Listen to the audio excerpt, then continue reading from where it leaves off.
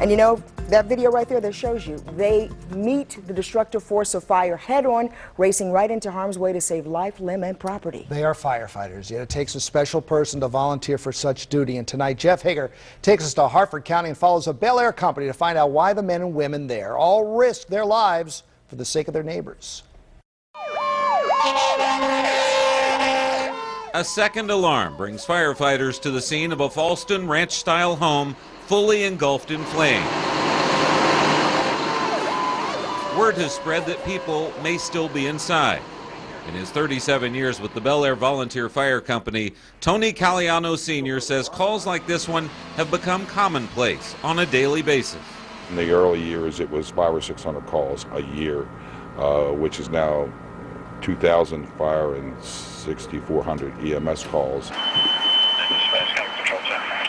On this day, firefighters would suit up for their first fire call at 4 o'clock in the morning, and 3 more would follow by noon.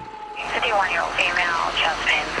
The company's paramedics also are slammed with medical calls that set them in motion, running ambulances out the doors from the heart of the city. Members of that emergency medical services team, though, are distinctly different from their firefighting counterparts. They get a paycheck.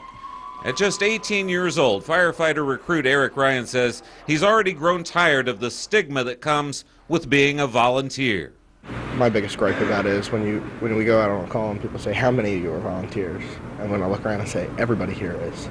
We all are volunteers. Tony Caliano's son agrees. He grew up watching his father fight fires for free and decided to join his ranks 15 years ago.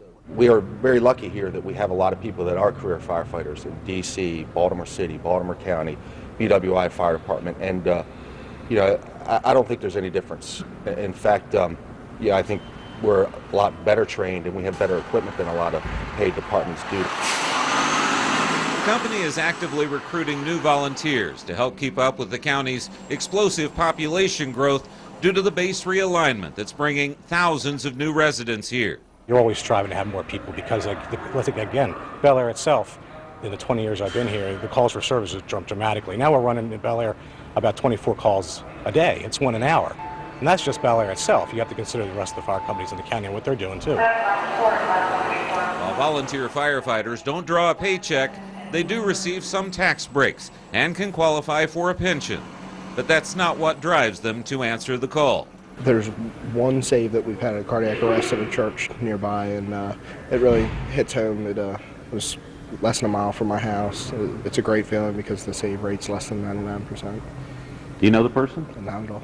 I like to think of it as a calling. You know, if you have a tendency to serve and you want to serve your fellow man, this is probably the best place to do it because we get right at people's lives. People in this area depend on us for their life and their property.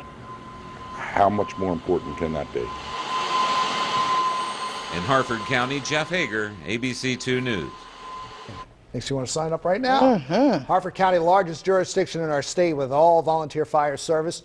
1,500 firefighters are out there covering 80 square miles. So if you're interested in joining the ranks, you can find more information at Harford County Government's homepage under the Volunteer Harford heading.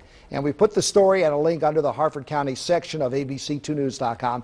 You have to be at least 16 years old to volunteer.